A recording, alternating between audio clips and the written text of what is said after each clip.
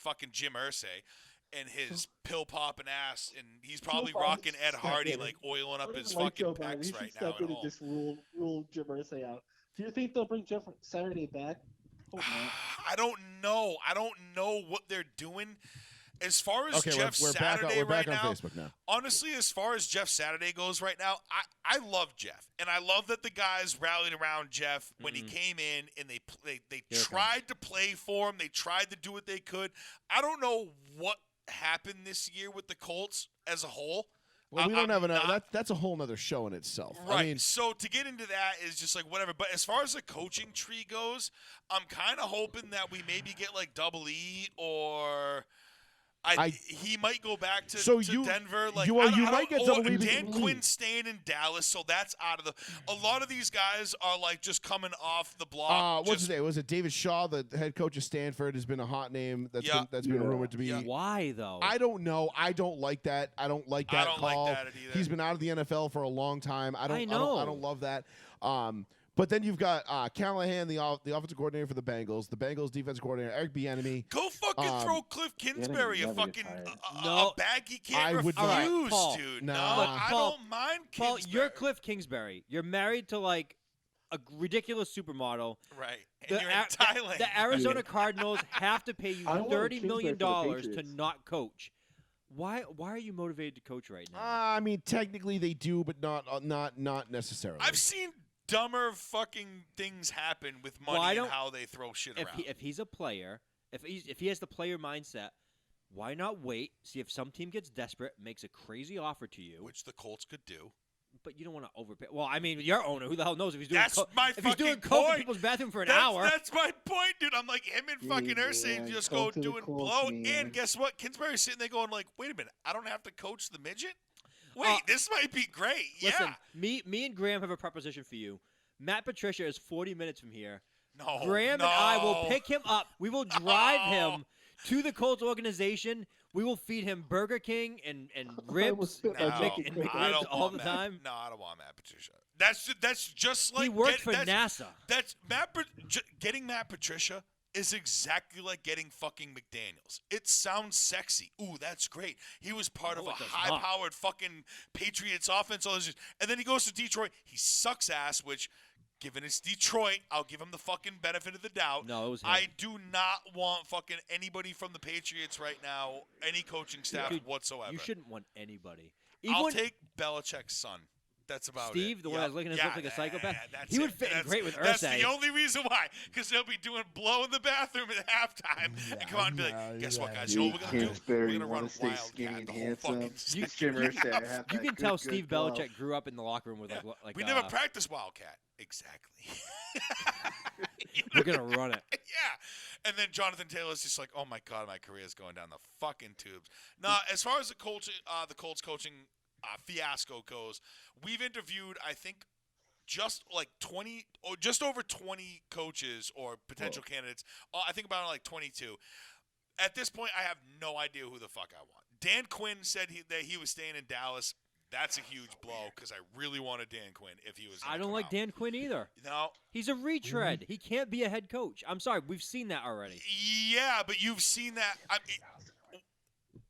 I don't think he'll make the same mistakes twice as far as going up 28-3 in the Super Bowl and then just being like, you know what? Dan Quinn we're going to pass the ball instead of running it when we've gotten 6 yards of carry. I'm almost sick of retreaded head coaches. Like there's a but certain the team Colts that I are like. sick of retreading fucking quarterbacks. They've said that, which is why they don't want an old. They're not going to repolish another old turd. But you guys didn't suck enough to get a top flight quarterback in the draft this year, top tier quarterback in the draft this year. Stroud Justin Fields is available. Or Bama, Bryce Young. They're talking Bryce about Young's going top 5. They're not getting him. No. They're talking about Bryce Young going 1 jackass. because Justin Fields. They said they might trade Justin Fields now. We are a top 5 pick. We're 4. We're 4. You were that bad? They were horrible. Yes, we can get C.J. Stroud, Bryce Young, or Duggan, or somebody. I don't know. You don't want Duggan. You don't want Duggan. No, I think I would rather have Bryce Young. If you can get Bryce Young, okay. C.J. Stroud, I'm all set. No, I don't know if I want C.J. Do you want Levi?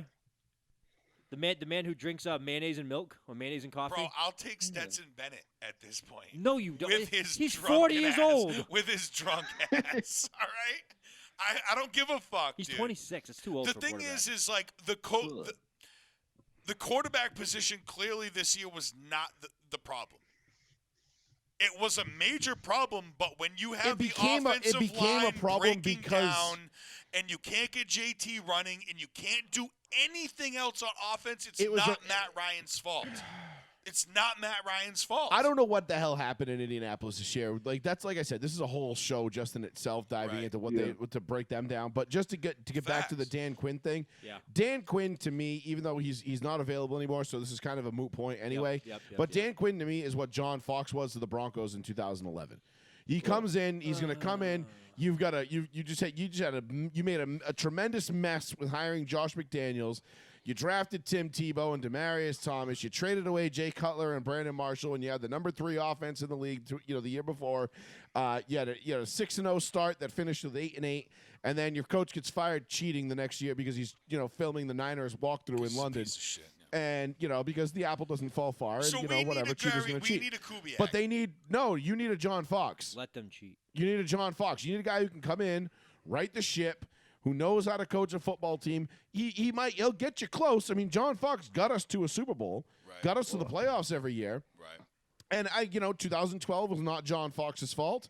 2013, I feel like, was John Fox's fault when we got blown out in the Super Bowl by the Seattle Seahawks because they had that just like, oh well, we beat the Patriots and we're just happy to be here, kind of attitude. And I don't feel like that was driven home enough to them. To that team, like Payton understood it, Champ Bailey understood it, but there was a lot of guys on that team that would they thought because they beat New England that was it, that was all they had to do. Yeah. And they was built up to that. Then the next year, 2014, we got beat by Andrew Luck and the Colts at home. Granted, Payton had a torn quad, so that didn't help anything. I remember that. I watched that game by myself at Buffalo Wild Wings. But that was the end of it. And then they bring in Kubiak. Kubiak goes on, and Kubiak does one of the most underrated head coaching jobs of all time. That I agree with. And wins the Super Bowl. But right now, the Colts need a John Fox. They need a guy that can come in, steady the ship, get the team pointed in the right direction. Right. He's probably not going to win your Super Bowl, but he's going to get you on the right track. All right, what about the guy from the Commanders? I can't think of his name right now. Former, was it the Pittsburgh Steelers? John Gruden? No, fucking. The young kid. No, the guy that's currently the head coach. The super young kid. No, they're going to fire him. The head coach. Joe Brady. What? Joe Brady? No, the head coach of the Commanders right now. Ron Rivera. Ron Rivera, thank you. Oh yeah, Ron. Yes, Ron would be a perfect guy to do that. I don't fucking want Ron Rivera. But he's exactly what John Fox was. He's a good guy. Listen, the Colts are not winning a Super Bowl. Listen, the Colts are not winning a Super Bowl in the next 3 years. It's not happening. You can't say that anymore. Because they don't have a quarterback. That's all we need. At least when John Fox came in, did a masterful job with Tim Tebow and that offense, and then the next offseason he gets Peyton Manning.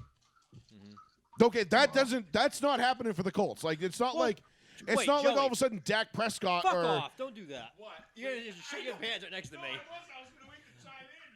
Oh, I think I shit your pants right next to me. I was like, you asshole. I'm going to take face value. But you know what Pat, you know what I'm saying. I don't even know how we got off on this Colts tangent. But well, no, because it was all talked about. But I'm saying But Dan Quinn is just a guy that's going to come in. The Colts have cap room. If the Colts in the one offseason said, hey, we'll get Ron Rivera, we'll get Aaron Rodgers because Aaron Rodgers doesn't, because the Packers are going to separate from Aaron Rodgers. And I think the Indianapolis 100%. Aaron Rodgers will be a great place for Aaron Rodgers will be either retired or on a different team come September. If you get him a couple of pieces, you get him a couple line pieces, you get Aaron Rodgers and maybe one offensive weapon, and that's a serious contender you already have in Indianapolis right off the bat. Dude, you go out, if the Colts go out and get D-Hop and Aaron Rodgers.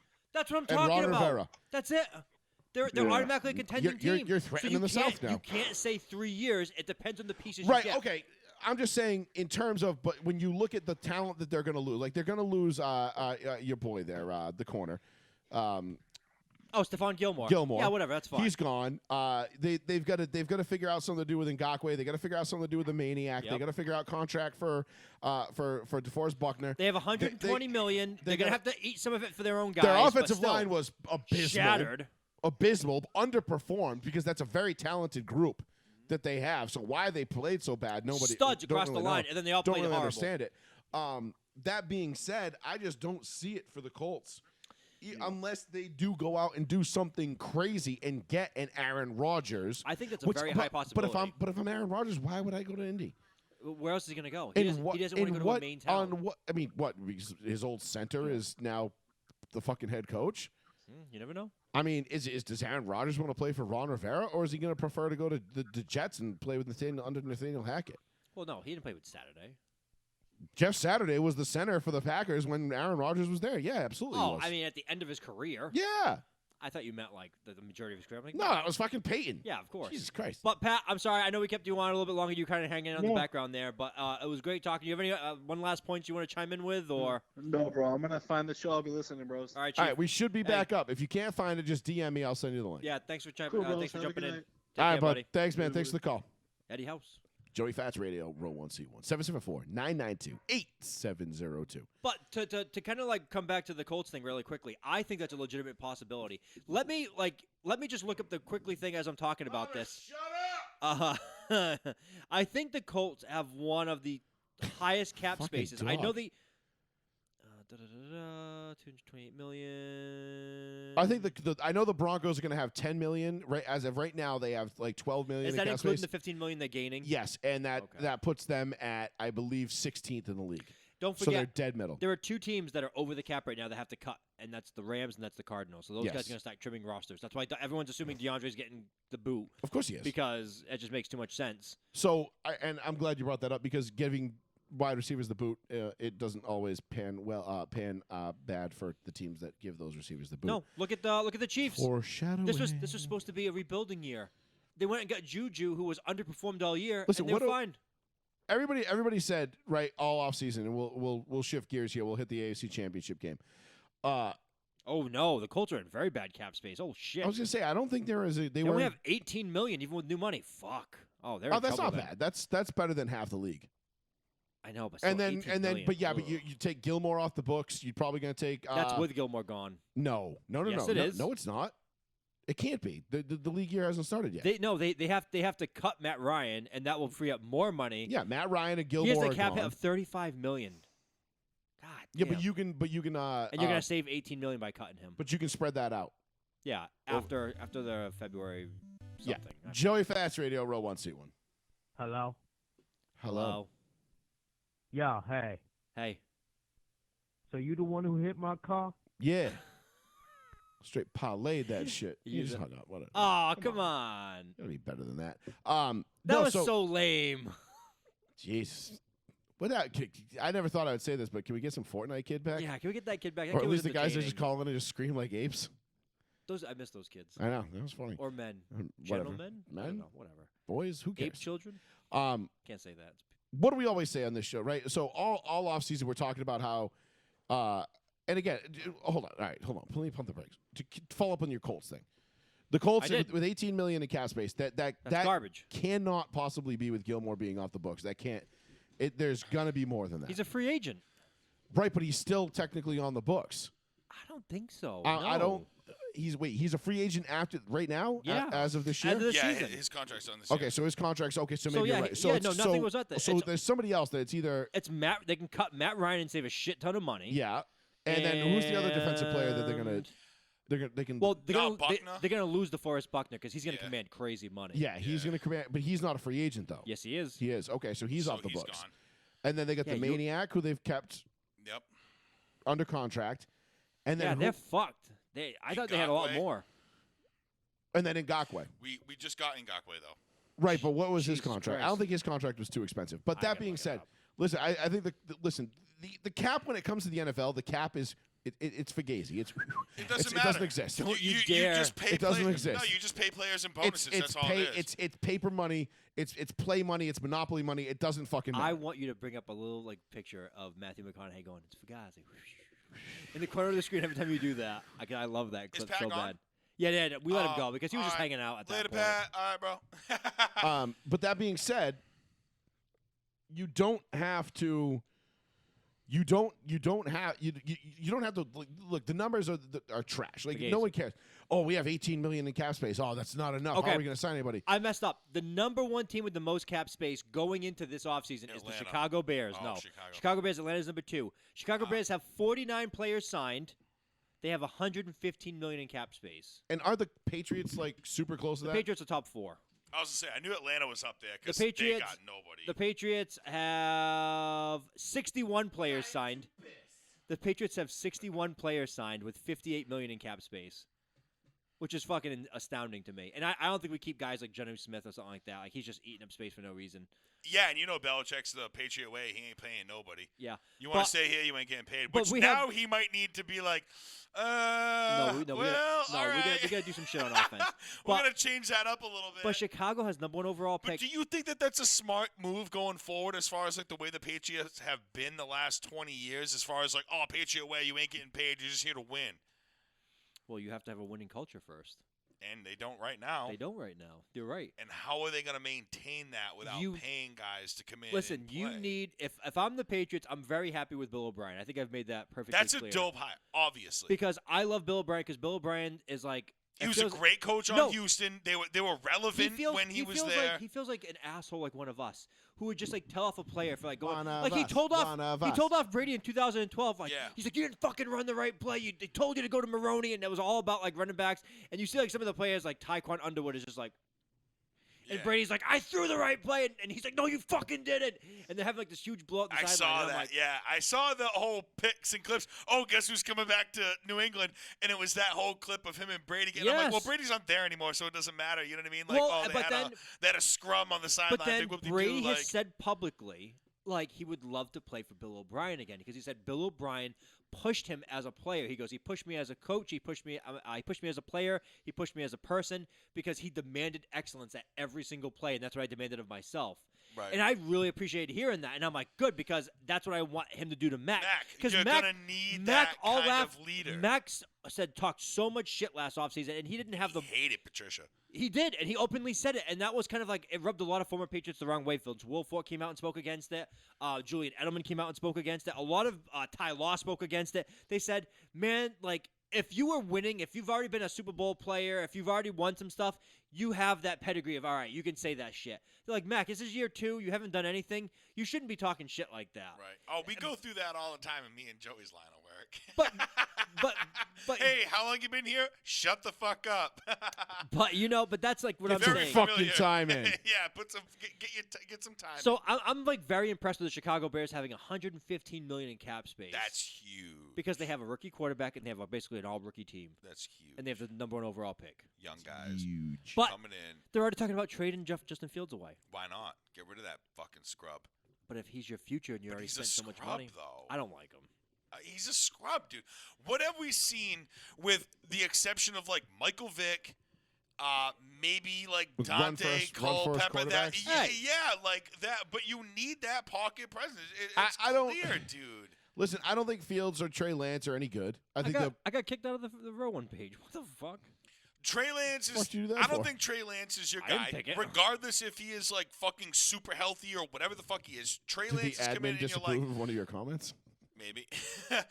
Trey Lance is fucking garbage. Justin Fields is fucking garbage, dude. Like, I hate to say that because, like, I want to see kids come in and do well. I want to see the next level be just as good as the last generation that we watched. Where you have, like, your Phillip Rivers. You have, like, your Drew Brees, your Offset, your Joe Flacco's even. Your Eli Manning's, your Ben Roethlisberger's. Your Roethlisberger. Your guys where, like, no team is really fucking safe.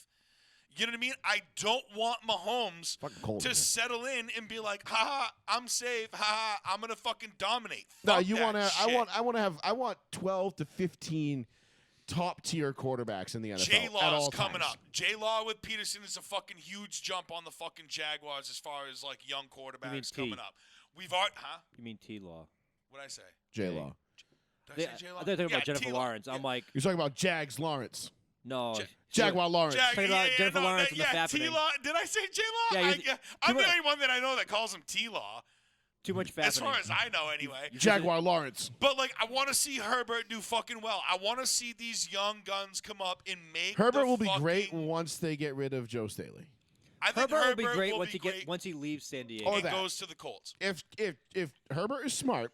And goes to the Colts. He will beeline. He will not sign a second deal with the Chargers. He's a nice kid. And hit free agency. He's gonna stay. He's gonna be a Charger forever. I know. You can tell by the way he acts and the way he talks. And he loves L.A. Who doesn't like being in L.A. You're You're He's in San Diego. LA, bro. But it No, doesn't you're matter. in The ownership's LA. still the same. They're still the But same it doesn't matter, dunce-ass like, fucking living on- franchise. You're gonna tell me that a kid that young is gonna be like, wait, I'm getting paid millions of dollars right now to hang out in LA where everything's popping, and you want me to go to fucking Cleveland or like some abysmal fucking Because if he Midwestern actually team, like, cares, because if he pays attention and he actually cares, and this is kind of the problem that a lot of guys have when they stay loyal is that, like, you know, we all know that anybody who gets drafted by Cleveland is fucked. We all know if you get drafted by the Chargers, you're fucked. Right. Like, you know, look what happened to Drew Brees when he left. exactly. You know what I mean? Won a Like, Super Bowl. right. And Phillip Rivers, who you could Hall argue of Famer, His career first ballot. exploded. Yeah, it literally It blew up. exploded, which is why I can't I wait think to see what Herbert- Sean Payton does with fucking Russ Wilson. I think like Russ Herbert- is going to throw 45 touchdowns next year. And it's going to be Who's amazing. it? Williams? Who's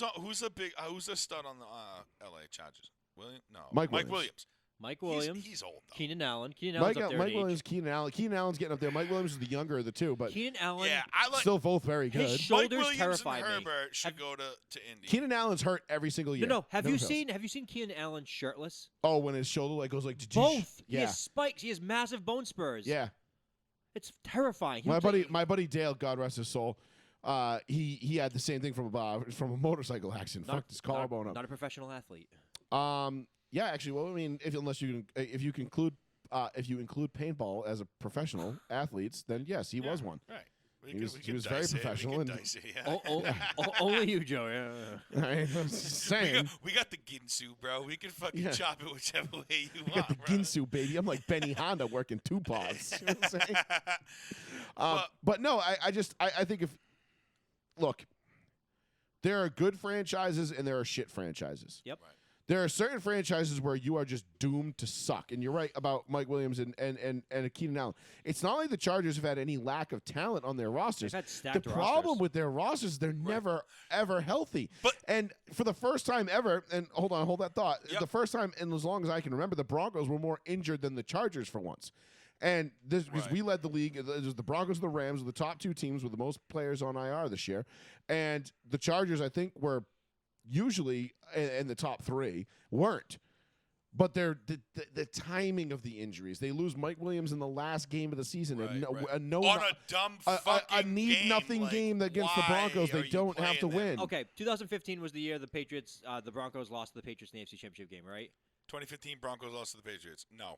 Wrong. Broncos beat the Broncos Patriots. beat the Patriots. I was there. I reversed it. Yes, that was what I was focused on. That's what I. The fucked last up on. chapter Okay. of Brady versus Manning. Oh, 3 days ago, Owen Daniels. someone asked Edelman, like before he went to the MGM, anything like that, like what was the best Patriots team he was ever on? And they were gonna say, oh, you think he'd say 14, 16? He said the 2015 Patriots was the best team I was ever on. He goes, we were slammed by so many injuries. He goes, if that team was healthy, he goes, that team was like the best team. He goes, our practices were unbelievable. Our defense was great. Our offense was great. He goes, we got destroyed by injuries. And then he goes, we went to Denver and we got steamrolled. And They he goes, didn't even really get steamrolled, though. but in their mind, in his mind, he's like, we got steamrolled. Yeah. I Well, mean, to they come got down steamrolled to on a offense. 2-minute, Well, yeah. Well, Von Because Miller that had Broncos the pick. defense was one of the greatest Bus of all time. Bus had like their only rushing touchdown, I think, that game. The Patriots did not score I for was like drunk there was as like there was fuck, a so I think I a don't 2 or 3 year period. The Patriots are 2 or 3 game period. Let me put it this way: the 2 games the Patriots played in 2015 against the Broncos, they scored 1 touchdown while starting on their own side of the 50. Right. All their other touchdowns came when the Patriots started on the Broncos side of the 50, whether it was special teams, turnovers, whatever it was. And including the AFC Championship game, the only touchdown they scored, they never scored a touchdown unless it was the touchdown drive that they had to get it to 20-18 started at the Broncos 49-yard line. Right. 1 yard on the other side of the 50. So they never scored. So the Patriots could never go the length of the field against that defense. That And year. Granted, That was not the many, no-fly zone, not bro. many people could. Yeah. You had what? Chris Harris. You You had had Chris fucking Harris, Akeem Talib, Darian Stewart, T.J. Ward, Yeah, you know, Ward. D. Ware, from Von the Miller. Browns too, which was such a dope Malik- fucking pickup. Malik you had 2 fucking people Jackson. from the Browns that year. Was Shaq Barrett from the Browns too? No, Shaq Barrett. We drafted. You drafted. You had Wood, and you had I think somebody else who you guys picked up off the Browns because I remember. Well, Darian Stewart was from the Ravens. Well, remember they had that graphic up, and it was like 11 players, Patriots and Broncos. It was like 11 starters were from the fucking Browns, like the couple previous years. I mean, it wouldn't. And surprise. I was go just back like, and look. holy fuck! I'm like, this is insane. You had like 4 starters on the Patriots and like 5 of them on the Broncos, and they were all from the Browns the previous like 3 or 4 years drafted. And it's like, Jesus Christ. And you're talking about terrible franchises, the way that like bad franchises will be bad and good will be good. And then those guys hit the streets and they're great. But this is like one of the things that makes me kind of nervous as far as the future and seeing like the caliber and the product on the field of like quarterbacks and players is like the way they play college now and the way that they groom them into the NFL. It makes me nervous that you're going to see a massive fucking gap in player ability. Yeah. You know, from quarterbacks, you're going to have only 3 good quarterbacks in a 15 to 10 year span, man. No, that happens every 10 to 15 years. Every 10 to 15 years, the college program dictates how the NFL is going to run for the next 10 years. Right, and what we've seen coming up right now is like you got Mahomes, you got Allen, you got Burrow. Russ is on his way out. Roethlisberger's gone. Breeze is gone. Fucking Aaron Rodgers is Brady should be gone. Aaron Rodgers has what, 2 years left, 3 years left? I think maybe tops. I think Rodgers has 3. If I'm He's being got honest. 3 tops. You're gonna look at a massive fucking gap in quarterback talent between now and when these guys retire, and it's gonna suck because your Trey Lances, your Justin Fields, your guys like that are gonna be basically the medium. That's what's gonna be washing around the fucking. You gotta think. I know what you're trying to say, but you got to think of it this way too. Guys mature, guys get better, guys should get better. Okay, right. So I think in 5 years' time, we'll still be talking about Mahomes. We'll still be talking about Allen. Yeah, absolutely. I think Allen, and I've been on Herbert. this boat. We're gonna be talking about Herbert. I think Allen's window is very short in my opinion because Allen is too stupid with his body. He is an excellent pocket passer, but he gets hit too many fucking times. I love Josh Allen.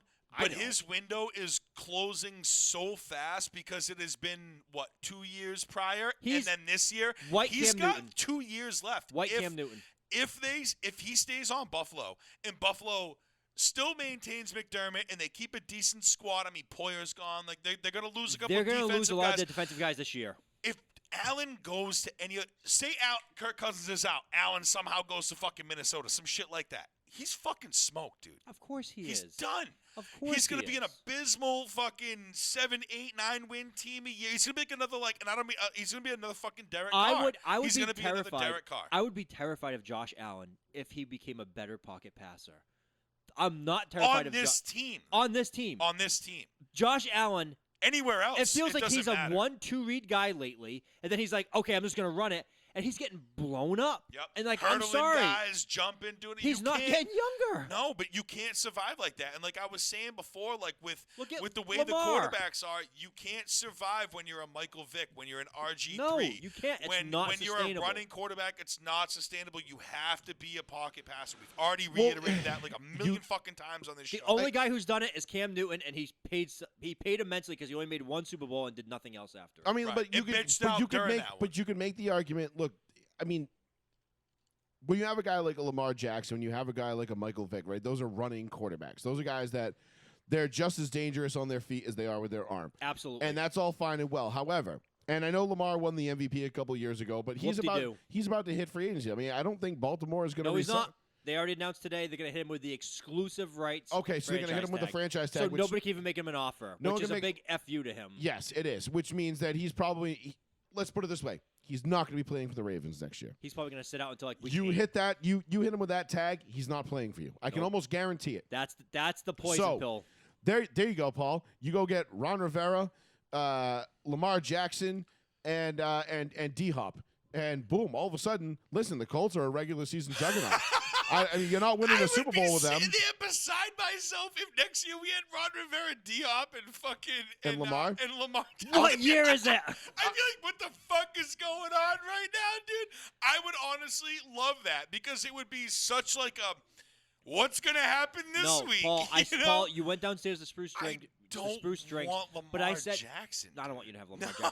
Jackson. I said, if this offseason, if somehow you parlayed to get Rodgers, DeAndre Hopkins, or Odell Beckham Jr. still, and Ron Rivera, I would love Obi. you would have an Why immediate Ron contender. Rivera though? Because Ron Rivera? I want to know what you guys right, think I'm about thinking- why. Well, he's not available. He would be available. I if think he he's was. going to be available shortly because I think they probably just going to go. I think they would have done that already. What about the sale of the team? Sale of the team. New owners come in, they go cut and bait. I don't think they'll do it this year. Let's put it that way. We're using We'll Ron see. Rivera as an example more than Okay. anything else. Oh. I thought it was like a steady thing that you guys. Unless the Colts decide to trade for him. There's a trade possibility too. I mean, the Broncos had to not only sign Sean Payton, but they basically had to trade for him. I mean, we Gruden this and shit. what about Sean McVay? Sean McVay is like very wishy-washy I about. don't think McVay's staying. He's either gonna leave LA. He's gonna stay in LA. He's gonna leave LA, and he's gonna be done from LA. Yeah, and that's it. I don't think McVay. I think McVay is done coaching when he's done with the Rams. The ill-typical. I don't. Okay, a while. Fine. I don't like Eric Bieniemy. I think like we've seen that. Apparently, carousel. nobody else does either. Nobody wants We Eric Bieniemy. interviewed This guy's him, in- and I haven't heard shit. This guy's had like 30-something interviews in the last 3 or 4 years. And I'm telling you, he must go in there and just write down the lyrics to the Whopper song from Burger King, Whopper, and then he writes on the board, and then the only person that would like it was Jim Irsay. And Jim Irsay's like, I don't like this guy. Like he no likes one him. likes him. He- Love Yeah. the song. Jim Irsay just sends in and he goes, "Do you like Xanax?" As he's crushing it up with a knife. By the way, you do? Ha. Hey, Chris, we got him. Chris, we got him, buddy. Chris, like What? Chris Hansen? No, Chris Ballard, the GM. I'm just messing around. I know, Chris. So- Catch a predator. Yeah. but we were using that more as a reason. But I don't know who the Colts are going to get now as a head coach. But I think you're going to look at O'Brien. We have to blow the bag, bro. Yeah, I don't- Throw the bag. Ow. I don't I know. know. I don't know. Sean Payton was no. my hopeful dark horse, but I knew he was going to you I guys. think you guys are going to end up with a first-time head coach. I think you're going to end up with either Brian we're gonna Callahan. we're gonna re-sign Jeff Saturday. I guarantee it. Honestly, for my own entertainment, Fuck I'm you. gonna love That that. is not funny. I'm That gonna is fucking not love that. fucking What, if you get funny, Harbaugh? okay? No, if they re-sign Jeff Saturday. Joey said That's bad. Joey said for his entertainment he would love that, and I'm like, that's not fucking funny. It's so bad. Your entertainment at my expense, kiss my ass. I mean, listen, Joey's over there. Russ is throwing for like 406 touchdowns, averaging like whatever. I'm like sitting there shitting my pants because we can't even win a. because fucking game. Paul's got like fucking the ghost of Kellen Moore and Jeff Saturday's coaching the ball, and it's like, I would rather have Kellen Moore. Just sign him already. Fuck it. where did he go? He went to the Chargers, right? Signed on as the OC with the Chargers. Yeah, I think. Was that where he went? Yeah. I honestly, Dallas I is think just like pushing the that is- explode button. I think that slowly. that makes for Where a does very, Dak- very, Is very Dak dangerous still under Chargers offense. contract? Where's Of course Dak Dak's go? under contract. Where's He's he not still- going. No, he's not. Dak's not going nowhere. anywhere this year. You don't think Now- Jerry Jones will pull some bullshit? No, because who's he gonna get? I don't fucking know. He likes the kid. Aaron Rodgers He likes certainly. Rush. Aaron Rodgers I don't definitely know. coming back to play I for don't know Mike if the McCarthy. Colts' fourth-round Listen, pick or some I'm not, bullshit. Joey, I'm not going to lie to you. This is going to sound ridiculous coming from me. But when Rush comes in to play quarterback for the Cowboys, that team runs a lot smoother sometimes. No shit. Cooper Rush was the Listen, way to go. Dak from had a day terrible one. year. He led the league in interceptions this year, and he missed 5 games. Interceptions, yes, but not turnovers. Turnovers was Allen by like a lot. Well, the fumbles, yeah. Yeah, he Right. had like 10 fumbles and 19 interceptions. Well, Allen had an off year too. He did not have a great year this year. And look, let's frame this in the proper context, right? Allen did not have a great year, and the Bills still went 13-3.5. We'll call it. Yeah. Because DeMar almost died on the field. Which, oh, by the way, did you see the interview that he put out? Which one? DeMar Hamlin. He did not an interview, but he did like a video cameo, and it was like, oh, everybody's like, ooh, rough day for the DeMar Hamlin conspiracy theories. I'm like, it still doesn't prove he was at the game on Sunday. Right. Sorry, still doesn't prove that. All that stuff with like the invisible man Still- walking around lifting weights and like that. That was really They funny. showed him in the tunnel. I They was showed him like dying. out Really? tailgating in the tunnel. Not kinda. really. Yeah, what do you want again? Nick's Pizza here. Yeah, I just want to know where I should drop off these pizzas. drop them on my I'm not nuts. Sure. I can't quite find your house. Was it a...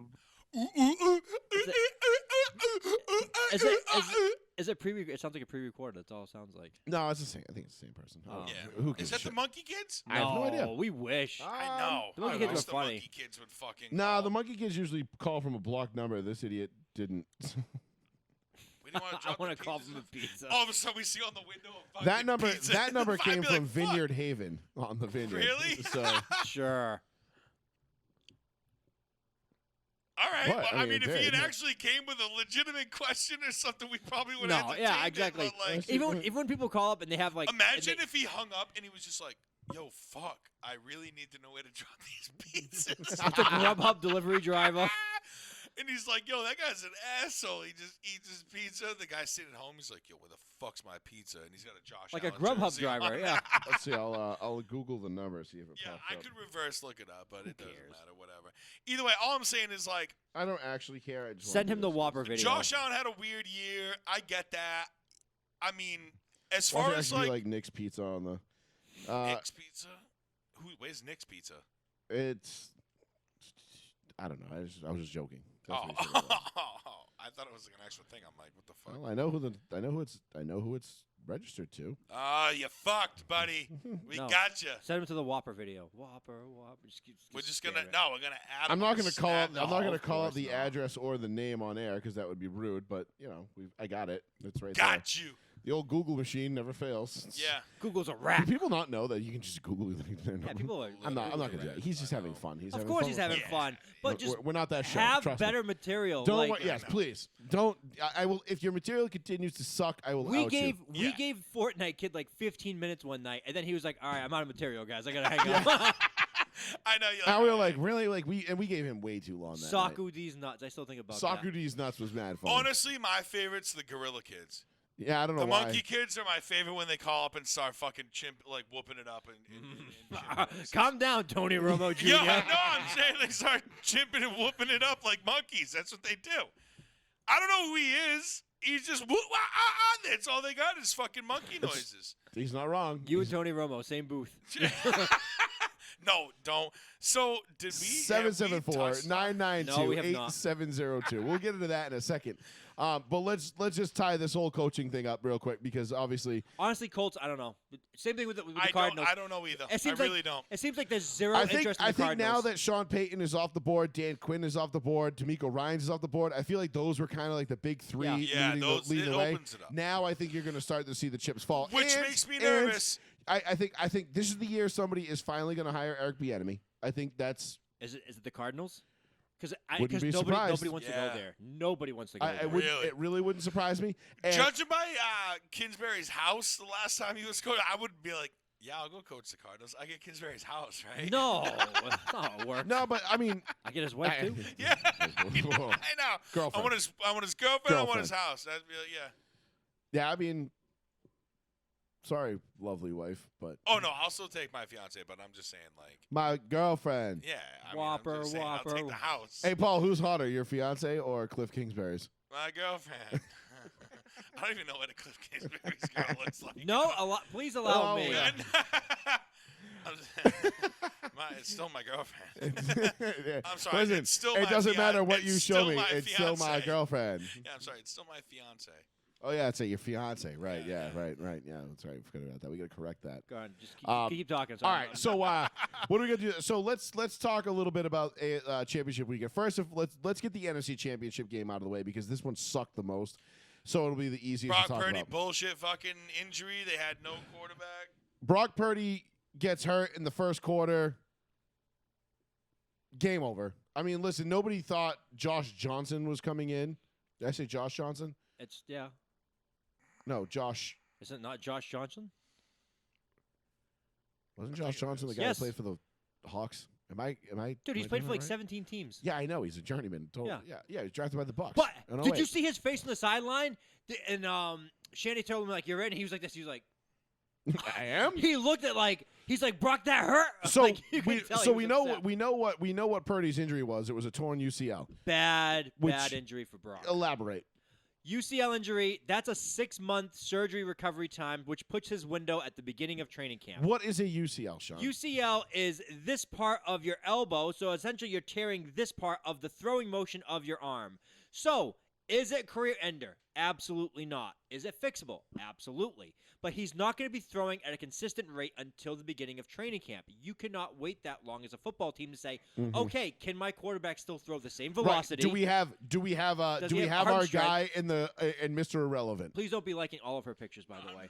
All right. Paul's going. I was waiting to see I was trying to find out when they went to Thailand. And Sean gets home to just his wife sitting in the corner of the room in the dark, with her phone. All you can see is the phone lighting up her face. I didn't like anything. Yeah, she's all right. She goes. You liked 47 photos in 13 minutes. Yeah, he goes.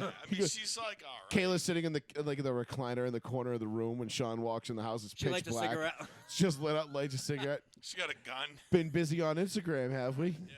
You're never on that thing. Why were you on? No, I was trying to scroll down to see when the Thailand photos started. Oh, yeah. Because I was she's like, always there. She lives there for Instagram. Oh, really? Because I remember they took off one-way ticket type thing, and I was like, wait, how long have they been there? I was trying to find out. They just live there for months on end because she's an Instagram. Yeah, well, so, your American Bucks go. But yes, he tears the UCL tendon, which is a bad hit. If you like lady boys, you will have a great time in Thailand. Which it puts almost this massive curse on the 49ers quarterback. The whole place is run on beads. Oh my God. Boop. It puts this curse in the 49ers quarterback room. You have a torn knee for Trey Lance, who have seemed like all 49 fans have given up on Trey Lance at this point. They're like, we're all set. Yeah. Brock Purdy, great promising start to the career. Offense runs smooth through him. Tears his throwing arm. Really bad. Jimmy Garoppolo, lost cause. You're definitely getting rid of him. Now it puts you in the boat. Do you go after Tom Brady for 1 year? That seems to be the magic door that everyone's going to. Oh, it's his favorite team. It was the team he wanted to root for growing up. So was Aaron Rodgers, though. I'm sure, wasn't it? Yes, it was. Of course. No, Rodgers was a Cowboys fan. Really? Aaron Rodgers was a Cowboys fan. Because we looked He's a Cowboys fan, but he's from San Francisco. We all thought he was going to get drafted by the Niners. Yeah, San Mateo and Chico, California are not too far apart. So I just assumed that he was a Niners fan. But Brady was at the game where the catch game. Yes, he was there in the stands. He was at that game. Yeah, Brady with was his dad. 7 or 8 years old, or something like that. He was 8 years old. Yeah. So he saw that in real life, and I thought Joe Montana throw it to Dwight Clark in the catch. I want to fucking do that too. And then I was like, "Fuck strawberries." Bald and shit. I can't eat seeds. I want to do that too, and here I am, fat and bald, and I suck. So if I'm a 49er, you know who else was at that game? Chris Berman. Yeah. I don't know what they do. That's a really bad hit. Joe Montana was at that game, too. I know he was. But then Brock Purdy's arm, what do you do? If you're a 49er fan, you can't hitch your wagon to this kid knowing that his arm might not be good until November Roger of this year. Staubach was there. All right, and I get it. There's a lot of people there. Which is why I asked you before. I was like, is this like a career ender? Not a career ender, but it's not. It's almost like a career prohibitor because all you need is that one person to take over the spot, and then you never gain that spot back. Right. You know what I mean? And he's so young in his career 22. right now. He's 22. But I'm saying, honestly, he's got 7 games under his belt. We don't even know how good Brock Purdy is. Right, he's got 7 games under his belt on a stacked fucking team. This is why, and again, I hate to do this because I don't need to do this because everybody's already done it for me a billion times. But this is what makes Tom Brady's story so incredible, is that Brady was the 199th overall pick. He was the 6th. Brady started playing when Brock Purdy was born. He was the 7th guy. Whatever. He was the 7th guy taken in that draft. There was 6 quarterbacks in front of me. Oh my god! And he cried. Oh my god! I can't believe they drafted 6 people in front of me. It's like, bro, you sucked. You didn't play in college. Nobody knew you were even remotely good. Drew cool. Stanton. You proved it. Good for you. You got your opportunity and you seized it. But Brady was able to maneuver around any major injuries. Right. Like what happened to Brock Purdy, which we see happen to so many guys year in, year out. He had one but he was already so established at that point. He had just come off an undefeated season where he set the touchdown record. Like Brady tore his ACL. It was like, yeah, okay, bro, he's back in 2009. He's our guy. Right. Like we don't even need to worry about it. We're not even thinking about getting anybody else. Right. Whereas now with Brock Purdy, a UCL injury, and he might be ready for starting for the start of training camp. He might not. But the Niners as an organization have to make a decision sooner rather than later because free agency starts in a couple of weeks. Like we're weeks away from the start, the real start of the offseason. That's crazy. The draft season. Listen, the Super Bowl a week from tonight we'll be making our Super Bowl predictions. Okay? 5 days after that, we'll be watching the Super Bowl. We'll watch, and I don't even need to tell you what my predictions will be. We'll be watching Philly cock slap the shit out of the Chiefs. Did you see mine? 99-0. I was. And we'll be watching the Eagles dick slap the Chiefs, and that's all fine and well. That being said, the Niners now, their offseason has started. They've lost their defensive coordinator. They got to fill that spot. They got to figure out what the fuck they're doing at quarterback. They know they've got a good roster. 2 through 53, that is the best roster in the NFL. And all you need is a quarterback. You get Aaron Rodgers, even to Tom Brady, who right now, as of right now, Tom Brady is a 16th to 20th best quarterback in the league. He's not top 5. He's not top 10. You just need consistent with that roster right now. All you need is a guy who's not going to come in and throw 30 picks and turn the ball over, and you're probably going to have a pretty damn good chance to win. And if the Niners get Tom Brady or Aaron Rodgers or Derek Carr, it's deadly.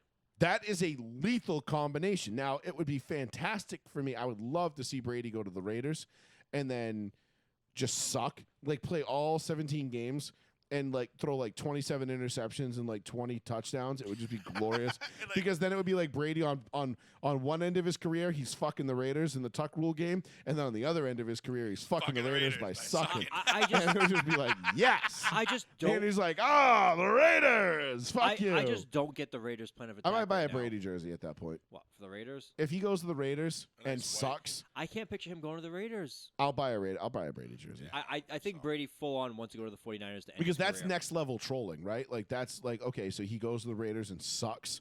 Not only is it the first Raiders jersey I've ever bought, which is just gross, but also it's a Brady Raiders jersey. So like no one in Vegas or Oakland or anywhere that the Raiders have ever played in the last 10 cities they've been belonged to or claimed, no one is going to claim Brady as their guy, like a Raider.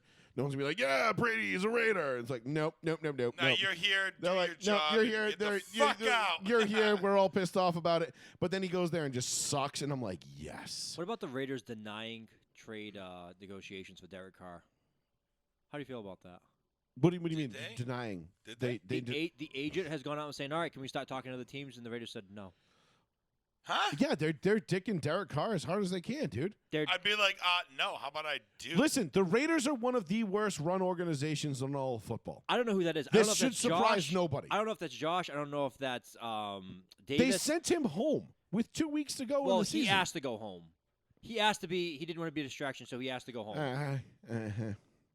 Just you know what that was? You know what that was? That was Derek Carr doing one last good deed for the Raiders. Right, and that's it. Fuck you now. Giving them. I hope a Derek little Carr bit, tries just to taking fuck a them. little bit of negative PR off of the Raiders because he's still somehow, some way feels committed to that team. I don't know why. They've done nothing but screw him his entire career there. They've done nothing but absolutely just cock block him and do. Listen, how many times did I say it? Derek Carr will never win shit as long as he is a Raider. He needs to leave that franchise immediately. I think his time's up. I don't know. Not at all. This isn't the old NFL when you hit 35, 34, 36, whatever. That's it. You're washed. It's over the hill. No. Washed. Listen, you guys now coming in, Trevor Lawrence might play until he's 45, 46. Maybe even 53. You're going to see it. You will see another guy do what Brady has done in terms of longevity as a starter. Maybe not as productive and successful. You might see two guys. But you will start to see that more because the league is evolving. Unless the league starts to trend back towards where it was in the mid-2000s, which it's not. Right. Look, y'all laughed at me when I said that these guys are going to have flags on them before long. And now look at now what are we doing in the Pro Bowl? We're playing flag football. And guess what everybody's going to do? Everybody's going to tune in. They're going to watch. You know why? Curiosity. And they're going to be interested. And you know what the NFL is going to say? They're going to go, holy shit, a lot of people tuned in to watch this flag football game. Maybe we can get away with this. Yep. And there will be an NFL. The NFL will be a flag football league before long. Right. Sadly. It's going to happen. I mean, they got the Manning brothers already promoting it. And in the commercials for the Pro Bowl. And it's like, look, the writing is on the wall. The Soy Boys have won. Football is dead as we know it. Right. It's only going to get worse from here. Because too many people who don't play or care about football interject and want to be heard when it comes to player safety. And they want to, I want to make sure that everybody knows that I care about all human beings, including these football players. These multimillionaires who play this game, I really want them to know that I care deeply I don't want them to have CTE because that will make me sad when I sleep in my $185,000 a year, my $185,000 home. Okay, I know that they have cars that cost 3 times that much, but I really want the best for them. And that will make me super sad to know that they have killed themselves or shortened their lives. Here's all your pats on your fucking for my back. entertainment, Yeah, exactly. because when I tune in on my 37-inch Vizio on Sundays to watch the Patriots game twice a year, I want them to know that I care. Yeah. Is deeply. Vizio still around? Like, no, get the fuck out of here, dude. Like, no one gives a shit about your, like, just stop. If you don't like football, don't watch. Turn the TV off. Like, we don't give a shit. The NFL doesn't give a shit. In fact, the NFL is going nowhere. It's going to be a juggernaut forever. And, maybe Mark Cuban's projection will come right and, all fat hogs get slaughtered at some point. And that might be the case with the NFL. But, I mean, they literally own 3 days a week. It's crazy. Like, you Sundays, how many times do we have to tell our wives? Do not schedule anything on Sundays between September and February. Don't do it. Sometimes Saturdays. And sometimes Saturdays. Sometimes Saturdays. And and Mondays, and now probably Thursdays too. Yep. And sometimes Wednesdays. Just randomly. Just so I can get my own downtime. Anyway, I forget where we were going with this, but what were we talking about? What? The off topic of the rant, just about everything that was going on with the NFL and how we're downplaying saying players are playing into their 40s and saying how the league is changing and evolving. Right. So we're talking about the league changing. So Brady, we will see another Brady before long. Of course we will. In our lifetime, we'll see another one. We could possibly see Rodgers do it, but he just doesn't fucking want to. He doesn't care. No. Rodgers. And you know what? That's the other thing too. Is he a lot of guys. To go take shrooms. The thing is, a lot of guys that don't get hurt. But Brock Purdy tearing his UCL. My whole point of this to bring this back full circle now that I'm done with my little rant. We circled around. We've Jen Psaki did. We Jen Psaki this. We've circled back. Jen Psaki. Yeah. Or I could just go Korean Jean-Pierre and just be like. So anyway, on The Bachelor last night. Never watched. My girlfriend. Wait, you don't know? You're not a Korean Jean-Pierre fan? KGP. I've never watched The Bachelor. She is. Korean Jean-Pierre is the epitome of a diversity hire. Who is that? Tell me She's who that the is. press secretary for the White House. Oh, I think about the. She's that Bachelor. moronic fucking woman that gets up there. I know who that is. I didn't know her name. Yeah, she's the black lesbian that gets up there and just says like nonsense all day. Yeah. She only got hired. Sleeps She only got hired because she's black and a lesbian. Who's the guy from Fox News that always gives her shit? It's Ducey. Peter Ducey. There we go. Peter Ducey. Yeah. I can't Love believe Peter a woman Ducey. could literally sleep she probably sleeps just fine On her 2000 after thread count fucking satin lying sheets. her face off to the. No. See, Jen Psaki was good at her job. I'll give Jen Psaki credit. She was good at her job. She was an excellent liar. She was great at her job. Yeah, that means Korean you're a piece Jean-Pierre. of shit. No. But she was good at it. Korean Jean-Pierre Still means you're a piece of shit. can't do it. She's a terrible liar. She's a terrible she gets up there. But she tries. She's trying, but she's failing. She's a piece of shit. She looks like a total They're imbecile. both At pieces least of shit. Jen Psaki could lie to you and make it believable. I still both would like to see them punched in the face. Okay. I mean, yes. Wouldn't we all? Yeah. But I would like to see by a female, actually, whatever. You know what? I'm I would. You know why? Because they're just doing their job. Oh, as long as it's a female. They're just doing their job. They're just doing what they're told to do. They're just doing what they're paid to do. No, yeah, and so is difference yes, when is- the Hitler difference said, is- hey, shoot them fucking Jews over there. They just do the job, bro. No, fuck that. Fuck them. That is that, and that's funny, and it goes back to the whole Memphis thing too, with the Scorpion unit and the Tyree Nichols thing, which was just vile and disgusting. Like, you often wonder. And we're gonna take it. This is gonna be a wicked big sidebar here. Way off topic. We're But going on it. The Tyree Nichols thing, The obviously. slide's tipped. We're going. The Tyree Nichols thing came up obviously because it happened. The video came out Friday night or Saturday. Friday night. It was vile. It was disgusting. It makes you wonder, like, what would possess a man or five to do that to another man, and especially when You know it's 2023. You know there are cameras everywhere. You're wearing cameras on your body, and you still go and you beat to death a 6'3", 155-pound man who you pulled over for reckless driving. Like, I'm not even going to get into the whole policing thing because it just, listen, that's not policing. To me, that was street justice. I still believe that there's something personal about this. But one of the things that always makes me wonder is, like, why no one within that group of people stepped in and was like, all right, guys, like, hey, whoa, hey, easy, maybe we chill, should tone it down chill. And then it actually gets you thinking back to to Germany in the 1930s and late 1930s and early 1940s. Hitler was a crazy evil man, right? Like, okay, we can all agree on that. Joseph Goebbels, Rommel, whoever you want, whatever players you want to name that were up there in the upper echelon of Hitler's hierarchy. How did he get the common German to go along with what he was doing and carry out such heinous acts against people it'd be like Hitler, it'd be like Trump telling me that Sean's a bad man, and no matter how long I've known him and no matter how good of a guy I know he is, that I must go and kill him, and then I do. So there's a whole book about. Oh, I know. There's tons of books written. How Hitler is one of the greatest. Like, you don't want this, but he was one of the greatest leaders.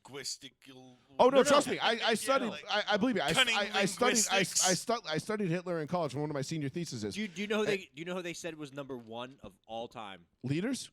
No, yeah, number one leader of all time. Mussolini. No. You know the name. Attila the Hun. Ooh, you're close.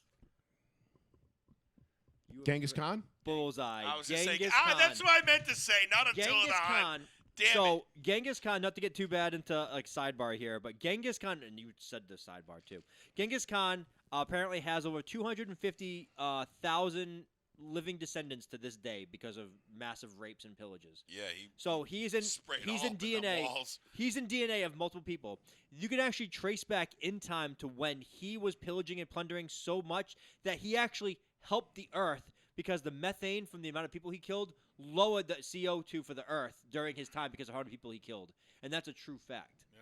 And that was all done by Neil deGrasse Tyson. I find it absolutely fascinating. Nah, he's kind of a fucking whack job. I don't really. He is a whack job, but he has facts, and he does not have facts. He has heavily opinionated, paid for facts. No, because I watched a video about him the other day, and he's he goes on Joe Rogan too much for me to actually take him.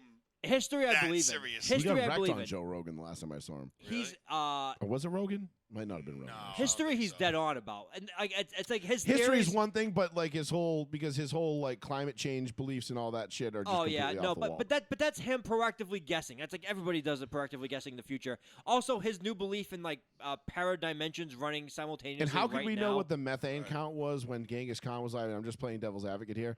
We've only been keeping track of weather records for barely 150 years. No, so they can tell it by layers in the dirt. They go by like I'm fucking telling you the facts of what they dug. Okay. No, you're telling me what they found. Yes. I'm not. I would. What they I'm sure there's more. Found. Yeah, I'm sure there's more context. To it. Yes. Okay. All right. Listen. I'm not over here saying to be a scientist. You are 100% actual. I am taking this at face value that is factual, but it's also believable well, that Genghis. Problem. You can't take anything at face value these days. Are we gonna pretend that Genghis Khan wasn't like an immaculate like pillager and murderer? No. The Chinese had to build this gigantic fucking wall to stop this man. These goddamn Mongolians. That's right. And they still put so we can saw pork on his head. I love that episode so much. Oh, God, February 8th can't come quick enough. Yeah. Next Wednesday is going to be lit. But still, I mean, yeah, I know you mean. My point of this whole thing is like the Memphis video, and I watched it.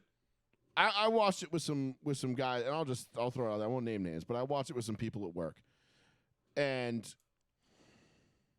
some supervisors I'll even say that I highly respect, and I respect their opinion, and I trust their opinion, and their theory on this was the one of the questions one of them had was like, where is the supervisor? Like at work, like Paul and I know at work, like we're grunts, right? Like we do the dirt work, we do all the shit, right? Shit hits the fan, Paul and I are the first ones in.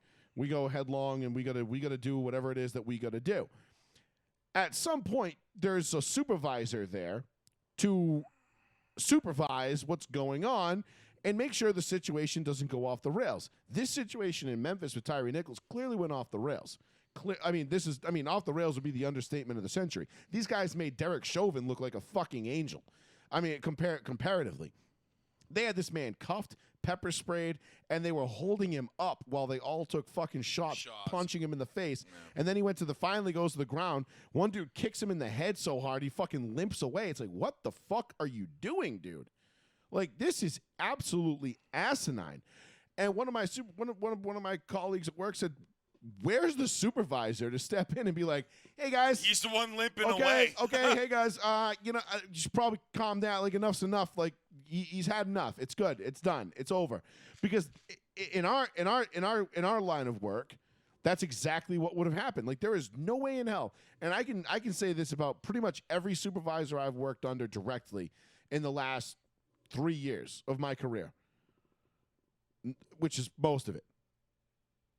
Not one of them has ever or would ever let me go beyond the point of no return in terms of discipline, hurting somebody, whether they deserved it or not. It doesn't matter. Like, you can't do that. Like, there are very few opportunities or situations, I should say, not opportunities, situations where you go into something and you say, I'm going to flatten this guy.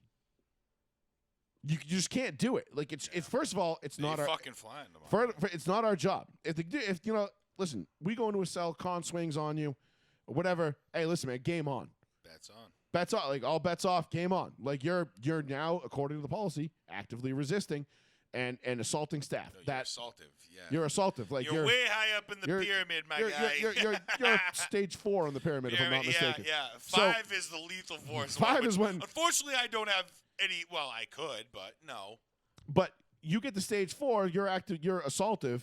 That's game on. Yeah. This guy was not that. The use of force pyramid, which is a real thing. If you look it up, you can go online, probably Google use of force pyramid, and I'm sure for anybody who's interested in looking it up, especially those who like to tout, that the police, it's all they do is just beat and kill in minorities. It's like, no, it's not what they do. Right. I won't say we because I'm not a real cop. I only pretend to be one at work, or I play one at work. That's not what we do as in terms of use of force. It's not how we're trained. So whatever happened in Memphis is just I've seen the video, bogus to me, and I'm looking for more information right now because what happened? Like, why was he getting arrested? Reckless driving was why he was pulled over. Yeah, but 5 guys had to beat him to death for that. No, well they beat him. That's the whole question. They beat him, so they pulled him over for reckless driving. Now, I have a theory on this, and I'll give it to you after this. Apparently, he wouldn't put his hands behind his back. Or give them his hands, because I heard that multiple times. And if you watch the video, throughout the video, they give very contradicting orders. Get on the ground. Put your hands behind your back. Put your hands above your head. Stand up. What are you doing? Get over here. Blah, blah, blah. I'm going to spray him. Hit him. And then there is a lot of contradictory directives given by the police throughout this. They rip him out of the car. The kid tries to run. My theory on it is this. Maybe we'll find out. Maybe we won't. I have a feeling we will.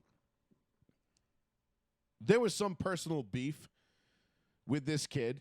With those cops? With the cops. Oh, the cops found him. Okay. They pulled him over because the way they just rip him out of the car right off the bat, and then the kid runs, it's almost like he knew what they were about to do to him. And he was like 200 yards or 200 feet from his mom's house, which is why when he's on the ground, he's screaming out to his mom, hoping that she's going to hear him and come outside and at least be a witness to what's going on or something like that. Right. And it's a horrific video. If you haven't seen the video, I'm not going to say. It's pretty bad. Watch it. It's the worst one I've ever seen. It's pretty. I watched the one that I watched. The guy kept fucking walking away and shit. You know what I mean? He kept getting up and walking away and out of breath. And I don't remember whatever officer it was. There's but there's several different sucks. videos from several body cams, but the one that I think comes from the traffic light or the street lamp. Yeah. That looks down and you can see him. The kid I didn't see Mr. that. Nichols is in cuffs, and Hands they're behind his holding back him cuffed. up, Yeah. and they're just Wailing straight on him. teeing off on him, and you can see his head snapping back. Like, this kid's taking a beating, dude. And he's not a big dude. No, he's he's a tiny kid. 6'3", 155 pounds. Like, he's a small dude. Right. Now, I have a feeling in my gut that there was something personal. These guys pulled him over, maybe for a legit reason, maybe not. They figured out who he was, and they threw him a dirty beating. And unfortunately for them and him, because he lost his life because of this, they threw him too much of a beating because they didn't know when to stop. And there's a whole lot of other things. I mean, this is an entirely different podcast that we could get into in terms of policing, hiring, use of force, defensive tactics, the you whole hit nine. somebody in cuffs, you're a bitch. Straight up. You're a honestly, bitch. you hit somebody in you're cuffs. You're a fucking bitch, bro. Like just as purely as I can speak the term, you hit somebody in handcuffs for any reason, you're a fucking bitch. There's very few exemptions I could give to that statement, and it would have to be like, you cuff the guy up and he just killed one of your boys, or he did something horrific to somebody. Right, kill one of your boys and then tried headbutting you or something like that. All right, then I'm gonna stomp your fucking Or ass, you get him in cuffs and he's sitting there smirking about what he just did, because as your boy lays out bleeding, like, okay, I can see that. Like, you knock him out. Maybe. Punch him knock a few teeth out. If he's acting. But whatever. Like I said, very, very, very, very few circumstances. I'm not going to be paying attention to what he does if my boy's out there bleeding out. You know what I mean? I'm assuming I could paint a picture, Right. He shoots one of your friends who's on the fourth, shoots him. He's getting medical attention. If that's the case, then he doesn't go in cuffs. You finally – no, right. You know what I mean? But maybe he surrenders. Maybe he throws his hands up, surrenders. Yeah, you put him in cuffs. He stands up, and he's like, I love seeing dead pigs. Right. And you just tune him up real quick just to send a message. But true. Again, very few exceptions. The whole the Tyree Nichols thing is just. I mean, this is so out of pocket. It's so out of it's so ridiculous. It just listen. We work in law enforcement. We're not technically cops, but we work in law enforcement. We deal with these kind of guys all the time. Not Tyree Nichols. I don't know what Tyree Nichols' story is. I have no idea anything about this. No, we deal with the officers. But we deal with the ones that the are shitbags, the scumbags. Because in this case, yeah, the cons just throw on a police uniform and make them police. Which is exactly what happened in Memphis, which is why this goes into the lowering of the standards, the defund the police. To be a Mass State Trooper, you used to have to get a 98, 99 on the civil service test just to get a sniff. There used to be a height requirement. You used to have to be 6 feet tall. I'd make it. Used to be a height requirement. Yep. You used to have to be 6 foot tall to be a state police trooper in Massachusetts. Yeah. So the lowering of the requirements, the dumbing down of everything, that's what you get. Now you get guys that would basically be cons otherwise, with a badge and a gun. And it's not to say they're not good cops. I mean, sure, sometimes they do good cop things. These guys were not good cops. Yeah, these were shitbags, absolute shitbags. I have no respect for any one of them. Nope. I hope they fucking all die. I feel terrible for their families, who now have to go out and figure out what they're going to do without that income. I feel bad for their kids, their wives, whatever. Yeah. Like that. Because fuck their personality. Fuck them nothing being to do with them. around. Yeah. And fuck you being around for a father. I mostly feel bad for Tyree Nichols. Like, this kid was pulled over and was told to get out of the vehicle and all this bullshit over what? And then they beat his ass. I mean, unless it comes out that this kid that they knew killed him. That's crazy. This kid had, I don't know, a dirty bomb in his trunk, and he was going, he was driving to Nashville to detonate it. Go to Joe Biden's house or something like outside of something like some ridiculous plot that we don't have all the details and facts to. And nor would they be. I'm just saying qualified to deal with such precisely. Yeah, exactly. Crazy. So. I don't know why we got down this rabbit hole, but I don't know. I was watching some of the video as you were talking about it, because I've only seen that one video from when I saw it 3-4 days ago, and there's so many new angles now. I didn't hear the stuff about The other cop saying, "I hope they beat his ass or stomp." That him. was what was it? That was after the fact. What was it? He's a illest white boy named Premble Huston or something big like fat that. dude with glasses. Yeah. Was he even there? No. He was there initially, and then the kid ran and he couldn't keep up. And he was like, "I hope they beat his ass." NSFW for what I have to say, so I'll just wait till after the show. But yeah, this kid got introduced afterwards. Yeah, he got well, and I mean, let's look at the other angle of this. I mean, had this been 5 white cops doing this to this black kid, Memphis would have burned to the ground that night. So would L.A. And so would Houston and Dallas, every other and major city, Tallahassee and fucking Atlanta. Let's and not because New again, Orleans.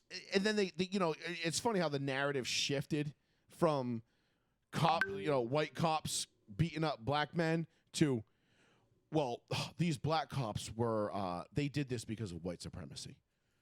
Because policing is someone made a huge in accident there. White supremacy. Is that a thing? People said that? Well, someone said it recently. Jamel I just Hill saw was one of the first. I called it Policing. as soon as it happened, and I almost texted a couple of our buddies that are actual cops, that are real cops, and I said, "You watch, this narrative is going to start to shift. It's not going to be about white cops killing black men, innocent black men. It's going to be about how policing as an institution is racist." Right. Because we can just let people run amok, and it corrupts the minds of black men who do it. Just black men, though. And the black men don't see other black men as equals. They see them as lessers because they're conditioned by their police academies and their job. Whatever it is, it's already out there. It's already. Right. I mean, listen, I could show you 1,000 screenshots. Go look at Jamel Hill, that fucking loser that works for the New York Times. Who else? Whoopi. There's a million videos. I can go pull them up one by one for you if you really wanted to. I'll do it later. But it's the AOC. Is AOC hot? That's not a real picture of her, by the way. But someone did an immaculate job. Yeah, it's dope. Sorry, I was reading all the other stuff and someone posted that. Obviously, that's not real. But she does have cans, but that came on Twitter thread though. Is AOC hot? I'm like, is AOC hot? Like, well, define hot. She's the chick that you're happy you got laid with, but you wouldn't go fucking tell anybody. No, I don't think she's that. No. Say that again. Those big ass fucking teeth and shit like that. No, say that again. She's the chick that like, yo, I got laid, but like, yo, I'm not gonna. I think AOC is a solid 7. What? Dude, she's a big booty Latina with massive That's the highest you can get physically before personality. Oh no, I'm saying no. Well, her person. I'm a. Okay, all right. 5 then. 5. 3.5. 5. 3.5. He goes lower and lower. He's like, he's doing a countdown. 3.5. I'm just saying based on. I'm not saying personality traits. Does she talk during this time that you talked? Oh my god. You know what I mean? I mean, the thing is like she only likes skinny white soy boys. So we're all out. I ain't no fucking. Yeah, I know. We're all out. Boy. Yeah, I know. We ain't hitting that. Damn. No, Damn. She wants highly apologetic for whatever reason. People. That's all. All right. Let's go. We've been on for 2 hours. What do we want to talk about now? All right. How about the last thing we should talk about? The Osai push out of bounds. Yeah, dumbass. Dumb penalty. I'll say this about the Joseph. Is it Osai? Osei. Osei? Yeah. Usei. Joseph Osei, can you see? Listen, week 10, Monday night, 100% you call that penalty. Game on the line, AFC Championship game, I got a major problem with you calling that penalty. Because in a league now where we try to rule based on intent of the foul, right? Like when we see a guy who goes in, like we have targeting penalties now where the officials are asked to judge the hit or judge whatever's happening based on what the perceived intent of the defender is. Was he headhunting? Was he not? Did he leave his feet? Did he not? Did he spear him? Did he not? Which, again, is all bullshit and minutia. Yep. It's just another way for the NFL and the officials to be able to control the outcome of the games, which I firmly believe after Sunday is, listen, my apologies to my Uncle Nick, because I used to doubt him and I used to tell him he was crazy and he was an idiot for thinking that the NFL was rigged. I used to be like, come on, man. Like, seriously? Right. And my Uncle Nick, wise beyond his years, laughed at me and said, someday you'll see. And I've been shown the light. I'm not saying that the outcome of the games is directly rigged. I don't think you can directly rig. You can't tell. You can influence. You can't tell. You can't. You're not going to tell Aqib Talib, hey, you got to give up this touchdown right here. Okay, this is how this is going to go. But the way this AFC Championship game went down, it was like M. Night Shyamalan wrote it. Like, it was it was more confusing at the end than it was at the beginning. And nobody knows how we got here and how did this all happen. And there was like 17 plot twists, and then they didn't turn out to be anything of substance, and then all of a sudden they were. And you're like, wait, what? Like, what do you mean they're all werewolves? Like, I don't even understand. I thought this was a football game. They're like, no, the Kansas City Chiefs are actually werewolf chiefs. They're not just werewolves. They're werewolf astronauts. From they're hiding from Saturn. Mars. And they're hiding from dolphins from Pluto. From like methane gas. like some bullshit. Like, So I my apologies to my uncle. Sorry I doubted you. You're the man. But that being said, I don't think the game was fixed. I don't think the game was rigged. I don't think it was the outcome was direct. But there are ways throughout a game that the officials can influence a game, whether they mean to or not. Sometimes that remains to be seen. That call on Joseph Osei, can you see? Was one of the. It was it the right call? By the book? Yes. Yeah. You really can't argue. That call shouldn't even fucking be in the book, though. There's that part of it. All right. But there's also the part of it Devil's advocate. He's injured, and you're physically shoving him out of the bounds, even though he's already out of bounds. But you can't just say, hey, ho, momentum, this is where it stops, bro. Got you, dog. I'm just going to cut everything at this invisible line, and I'm going to stop what I'm doing. Impossible. He didn't have to touch him. I don't think there was any. I think the only reason he touched him was to glance off of. I don't think it was an egregious extension. It wasn't an egregious push. It wasn't like he shoved him. In fact, Osei was the one that got hurt on that play. Right. Probably because he was trying to avoid having contact with the quarterback, knowing, oh fuck, if I touch this guy, Jesus Christ, he's the golden child. I can't even fucking look at this dude without getting a penalty, let alone if I touch him when he's a half a yard out of bounds. Listen, was it the right call? Yes. Do I have a problem with the rule? Absolutely. The rule is garbage. Now, I don't believe that you can rule on intent.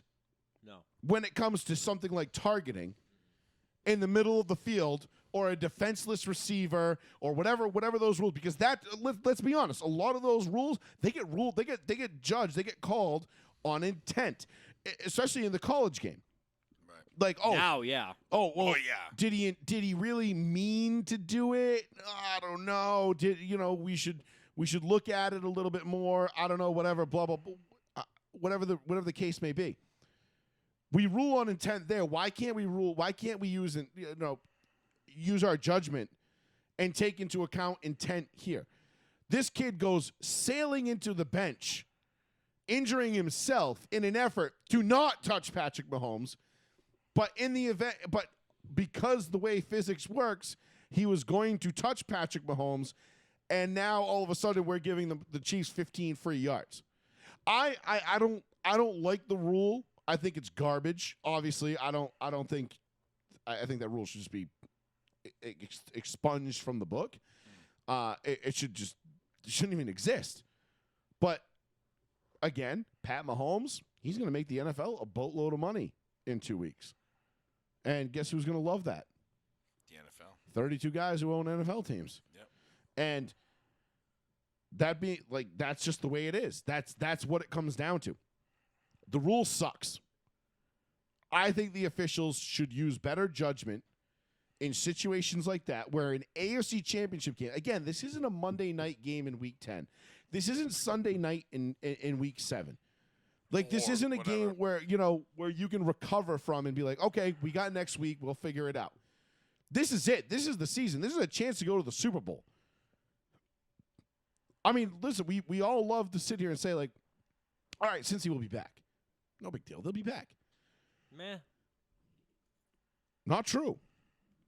You don't know what's going to happen.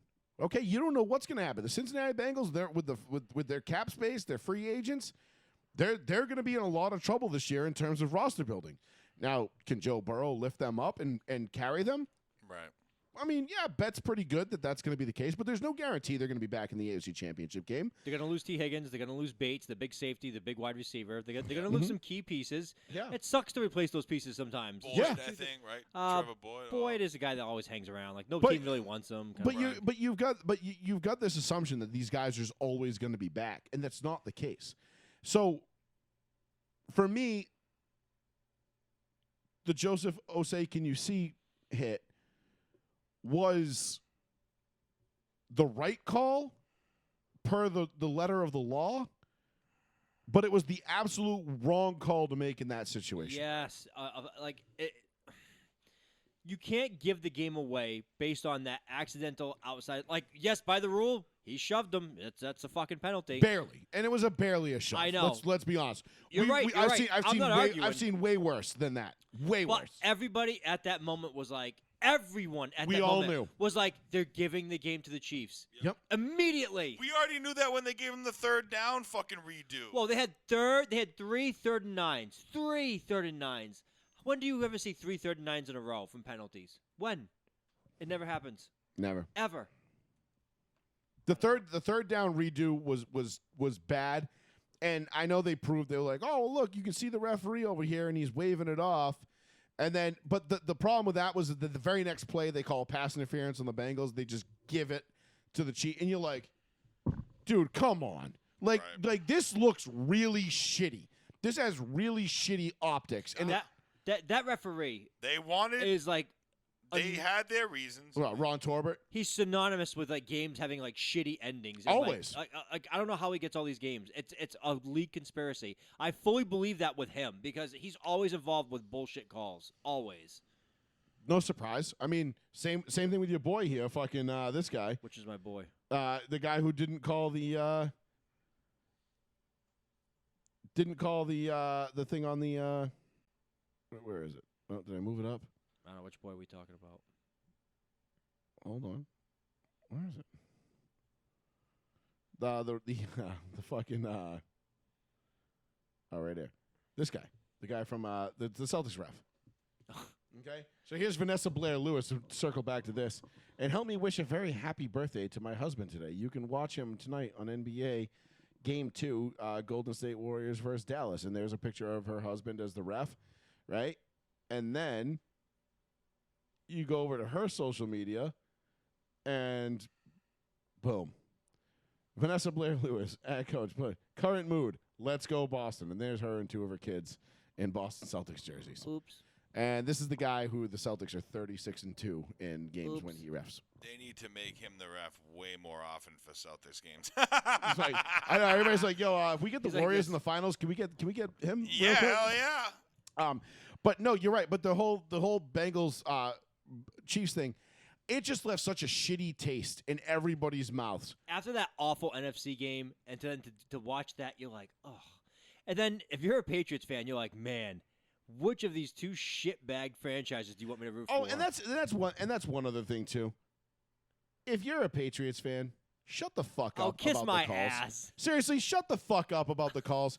I haven't seen a game gifted to somebody like that in a big spot since Tom Brady played for the Patriots. Yeah, so and we missed that. What the hell are you talking about? I don't want to hear you fucking Patriots fans sit here and talk about how that's bullshit. Fuck Mahomes. Fuck the Chiefs. That's a bullshit call. He's the new. No, fuck that. No. Fuck you. No. For fucking 20 years. For 20 fucking years, I watched that game. I watched that game on repeat for 20 years. Straight. Every fucking time the Patriots were in a big spot. You damn So you straight. can kiss my fucking ass, you fucking loser ass Patriots fans. All right. besides the fair weather fans, I love complaining about. I'm not saying fuck the Chiefs and fuck their fans or anything like that. I know you. Well, just are. the Chiefs, just the Chiefs, not their fans. But I'm like, I got a couple of friends who are Chiefs fans. I'm just so over the refs. Okay, like, people. I wish the refs were just like, there needs to be something done. Like, it's an issue. Well, go back to the NFC Championship game For so many when they games. don't call what's his name as the incomplete pass on the opening drive. The Philly receiver there, he drops the ball. Devonta Smith, and he drops the ball, and it's clear as fuck hits the ground. And I said it in real time. We saw the catch, and we're like, whoa! We're like, what a catch! And I'm like, ooh, I don't think he got it. all right, Tony And he goes upstairs. No, you went upstairs to take a piss, and went downstairs to the bar. We're watching it, and he runs upstairs to take a piss. I'm like, dude, he didn't get it. I'm like, where's the flag? Where's the flag? I'm like, wow, they didn't throw the flag. Shanahan didn't throw the flag. So that was kind of a two-pronged problem that I had, again, when the officiating comes down to it. One, they missed the call on the field. Two, all the camera angles show that he dropped the ball. Three, Shanahan doesn't challenge it. Now, I get it. Brock Purdy's still in the game. It's the, opening or second drive of the game, whatever it was. You're not looking to throw a challenge flag at that point. Perhaps either A, waste a challenge and a timeout on a ball that maybe, could have been caught, maybe not caught. Nobody really saw. But what is the point of having the eye in the sky? What is the point of having New York watching all these plays? There is none. Right. What is the point of having them if a play like that is going to go? And why don't they buzz down and say, hey, you might want to take a look at this? New York generally doesn't give a shit. New York, quote unquote. Unless, and again, Buffalo Wild Wings. yeah, like unless it's going to directly favor the NFL. I don't know. I just don't know. I just don't get it. I don't understand how we sit here as a fan base and we demand perfection from these referees every single week, game in, game out. And yet, when it comes down to it, everybody's like, oh, I mean, whatever. Everybody gets all up in their feelings and gets super. And I was super butthurt on Sunday night. I was bullshit. I'm not even gonna lie. Like, I felt like the game that I love and have spent the better portion of my life dedicated to studying, watching, knowing, understanding, and just being completely immersed in. I felt like that, like a part of me died on Sunday. You're robbed. When I watched, because I felt robbed. I felt like I was like, fuck. Now, am I still going to watch the Super Bowl? Yeah, obviously I'm still going to watch the fucking Super Bowl. Yeah, same here. It sucks. Do I want to watch the Super Bowl? Yeah, because I want to see Kansas City lose. I'm turning it off at halftime. But if it's like one of those, like if it's like a Philly blowout, I'm all set. I will never watch the halftime show this year. Don't give a shit about Rihanna at all. I like Bad Mama Rebe better than. Well, I don't know. Will anybody be able to? How will she virtue signal to the untamed masses that will be watching? Will anybody be able to sit there and make a long-winded post about how, like, as millennials who watched our grandparents die and went through COVID, we had this moment, this 15 minutes of just, oh, thank you. Like last year, remember that post we read last year? Fucking loser. Total. Hope Just that kid fucking died of a cringe. stroke already or something. Jesus. Yeah, fuck that kid. Imagine if he died from COVID. I know, right? Like, ah! Soy boy, beta, fuck Should you. have had a steak, you fucking loser. Yep. But anyway, I'll watch it, but I'm not going to be. I'll tell you what, I'm bummed how it turned out that Philly ended up in the Super Bowl. Not that because I thought Philly wasn't the better team or that Philly doesn't deserve to be there. Philly definitely deserves to be there. Look, even if you take the Devonta Smith touchdown off the board, it's still, 28-7, 31-7, whatever it was. Yeah, whatever. They still knocked Brock Purdy out of the game. They knocked Josh Johnson out of the game. What is the single most basic rule of football as a defense? The quarterback goes down, and he goes down hard. That is football defense in a nutshell. You cut the head off a snake, it dies. It can't do anything else to hurt you. That's what Philly did. Mm-hmm. And it wasn't malicious, it wasn't dirty, it wasn't, there was no ill will there. It's just the way it went down, and that sucks. It sucks for Niners fans. It sucks for people rooting for the Niners. It sucks to hear George Kittle after the game. They ask him, like, how does it feel to lose 2 quarterbacks in one game and then have the original quarterback come back in? Yeah. And essentially, you read us from the sideline, tell Shanahan, I can't throw. I can't throw. And Shanahan's like, I know. Like, there's nobody else. I thought they were going to have Debo or Christian McCaffrey try to throw it. Like, why the fuck not? And that brings me to my last point, and then we'll jump off after this. There used to be a rule a couple of years ago, before this new CBA, that you used to have an emergency, basically an emergency quarterback spot, where you were allowed to roster a 54th player, if you will, on game days, and that was basically considered the emergency quarterback spot in case your quarterback and your backup went down. You would have somebody who was a quarterback still on the roster able to come in and play. Right. Mm-hmm. They got rid of that a couple of years ago, and this wasn't even more than like a blip on the radar when it happened, because everybody was like, wait, they got rid of that? Like, why would they get rid of that? What the fuck? That's stupid. Okay, anyway, whatever. On to the next big thing. Blip, and it was just like gone like that. But it reared its ugly head on Sunday, and I'm telling you, if you don't believe me, go back and look. Like, just go back and look. I'm not sitting here wasting your fucking time telling you stories that are made up. This actually happened. DeMaurice Smith, who's the head of the NFLPA, he does not give a flying fuck about player safety. No, not at all. He gives a fuck about like maybe a half a dozen people in his little circle, and that's it. Because if he gave a shit about player safety, that rule would have never been gone. That rule would have stayed, because they needed it on Sunday. It doesn't always happen, but you should, at least as a head coach in the NFL, have the option to roster a third quarterback, or if you're super thin at one position and you know you're one injury away from having to play a wide receiver at corner or vice versa, that you should be able to have at least that guy on the roster and say, okay, look, we got you're not playing unless shit really hits the fan. Doesn't it suck that they didn't activate Jimmy Garoppolo just to have like an extra special teamer? Like, doesn't that just suck? Like to know that in the back of your mind. If they had that extra roster spot, Jimmy Garoppolo probably would have been active. Maybe. Probably would have, because it was kind of like a designated. It wasn't designated, but it was kind of like an unspoken thing. Yeah. Where it was like, no, this is an emergency quarterback that you have on the roster, a third quarterback, because everybody knows the game can't function without a functioning fucking quarterback. You need one of those. That was. So you got Brock Purdy goes in, tears his UCL in the first quarter. Josh Johnson goes in, gets concussed, and it's not like, they're going up against some schlep team. It's not like the Philadelphia Eagles don't have the third most sacks in an NFL season in NFL history, trailing only the 84 and 85 Bears. They get after the quarterback. They know what they're doing. So this is not that far-fetched of a scenario to come into a game. I don't even understand why. I mean, I know why, but I'll never understand it. This was even allowed to happen. No clue. I have no idea why. Well, because I'll tell you, because DeMaurice Smith is one of the single worst union leaders in NFLPA history. He doesn't give a shit. When does it term up? Honestly, I don't even know. Who knows? Because it's all secretive. Is it voted on? It's voted on, but it's all elected? secretive. We don't have any idea. He doesn't give a fuck. No, and he hasn't for years, and he's been dog shit at the fucking role. And he is one of the biggest reasons why the NFL is in this shit spot in terms of player safety and rookies, which is why, again, when a rookie holds out and he says, I'm not playing the last 2 years of my rookie deal, I've outplayed him my first 3 years, I'm not playing, I have no problem with him doing that, because he's got guys like DeMaurice Smith leading the way. Now, most casual fans don't know that. They don't understand that. That's why we're here to tell you that and educate you on that, because that's why you should never fault the guy for holding out. It's not greed.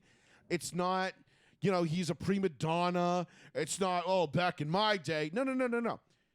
He's trying to get as much as he can under the circumstances he's being dealt. He understands that he might only have 2 or 3 years left to make this money. And he wants to go make this money. And guys like DeMaurice Smith are making sure that he can't. So, fuck off with your shitty, illiterate, ill-informed opinions. Facts. It's a good note to end on right there. I think so. So fuck off with your shitty uninformed facts. Oh, do we want to do? Do you want? We got to do the Romo thing real quick. Paul? Yeah. So you almost shot the N bomb. Drop. Yeah. Do you want to play? We're gonna play Romo doing almost dropping an N bomb here. Check this out. The finish on the play, right there. You got 3. Wait, you hear it? Can you put it a little bit louder? Right there, you got 3. It's loud on their end. It's not going to be loud on our end. Oh, okay. Yeah. I'm sorry. Yeah. But yeah. Finish on the play, right there. You got 3. Right there, you got 3 guys.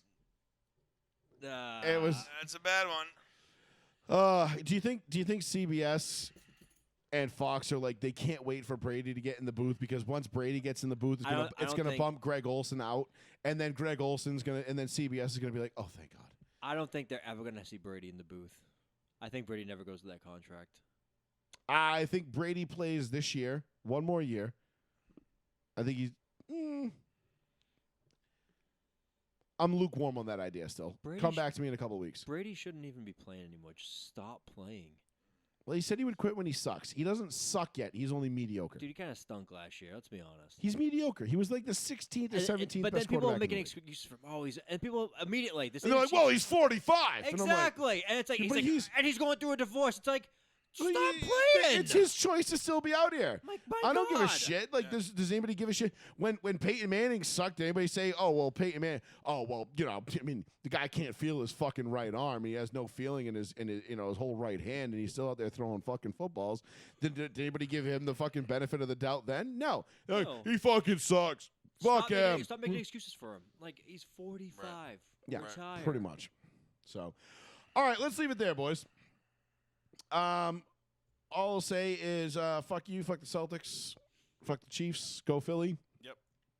Fly Eagles fly, baby. Yep. We'll do our official predictions next Tuesday on the show. Yep. Right here on Row 1, Seat 1, Joey Fats Radio, live on the one, the only, the New Bedford Guide. I am your host, Joey Fats, for Mr. Betancourt and the reigning 2022 Fantasy Super Bowl champion, Plizzy. Twist my fangles. Twist my fangles, baby. We are going to get out of here. We'll be back next Tuesday night, 8:30 p.m., live right here. You can catch us on YouTube as well as on our Facebook channel and live on Mixlr.com, MIXLR. Yeah. Can you get banned from a commercial? I doubt it. I mean, it's just, it's just so catchy, the Whopper thing. But we'll be back next Tuesday night to give you a Super Bowl preview breakdown of what we think is going to happen between these two teams, the Philadelphia Eagles and the Kansas City Chiefs, which is by far, to me, the most grotesque.